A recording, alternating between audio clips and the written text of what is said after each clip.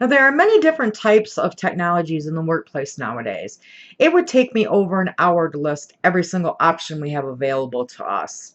So today I'm just going to touch briefly on a few of the more common types that we use. The first one being the personal computer. The personal computer has become like the mainframe of just about every business operation out there.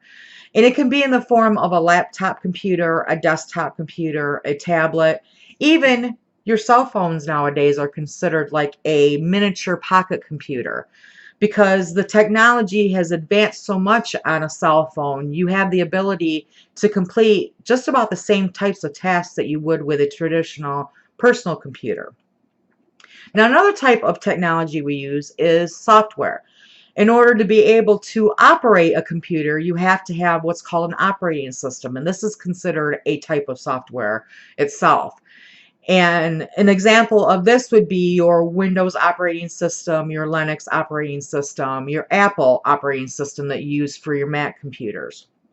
Now, another type of software that we use that's very common is Microsoft Office. Microsoft Office gives you the ability to create documentation in a multitude of different forms, such as a Word document or a spreadsheet. Another type of software that's used quite frequently is a document conversion software that allows you to take a Word document or a spreadsheet and convert it into a PDF. An example of this would be Adobe Reader. A lot of people prefer using the document conversion because the PDF seems to be a more pleasing type of document to the eye. It's a lot easier to read and comprehend. So a lot of individuals tend to use that conversion quite a lot. Then another type of software we use is internet browsing software. Believe it or not, an internet browser is considered a type of software. And we use these quite frequently to search the internet. And examples of internet browsers would be your Mozilla Foxfire, Firefox, your Internet Explorer, your Google Chrome.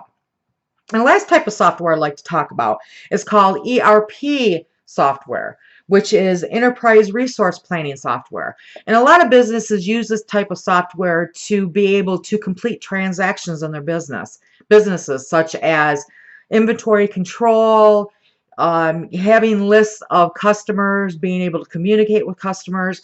Some of these types of software even allow you to create labels for shipping products out to customers.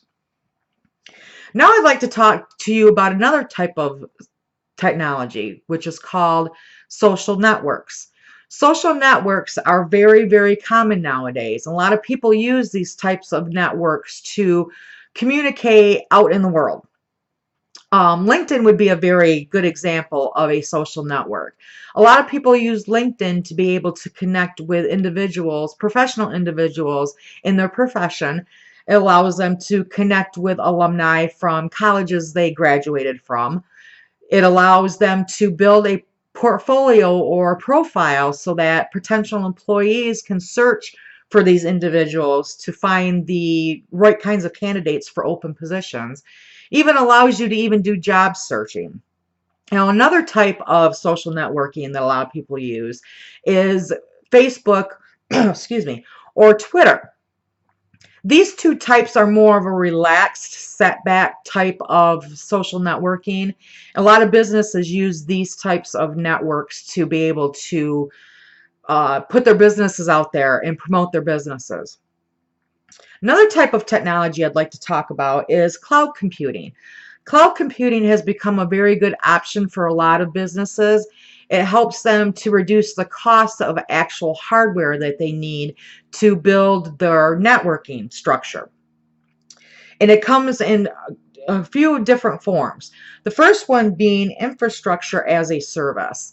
This type of cloud computing allows you to have a vendor basically build your infrastructure for your network where you don't have to go out and use the expenses to buy your actual hardware tools such as your cabling, network cables, your thin clients that are used, the servers that are used. The vendor basically takes care of all that for you. And then another one is platform as a service. This type of cloud computing actually takes your infrastructure and gives you the ability to approximate your expenses when you're building an infrastructure through a cloud computing platform. And then the last one is software as a service. Software as a service is basically a software package that you don't have to buy and install on a personal computer. You basically hire the vendor to control your software, and they maintain it. They do the upgrades for the software. They do the security monitoring to make sure all your security is up to date. That basically helps to eliminate the expense of hiring an individual to stay on top of this type of activity. The vendor makes sure they maintain all this type of activity, and you don't have to worry about it. Software as a service also gives you the ability to work remotely, so that way you can be at home and actually go on the internet and log into the software to be able to complete different types of tasks during your workday. Then the last type of technology I'd like to talk about is video conferencing. Video conferencing has become very popular because it gives you the ability to create and do meetings with businesses that are not at your location. You don't have to actually travel to their location. You can actually do a video and do interaction almost like one-on-one. You're not actually right there with the person, but you're able to communicate and carry on a conversation in a meeting without actually being at the same location that they're located at.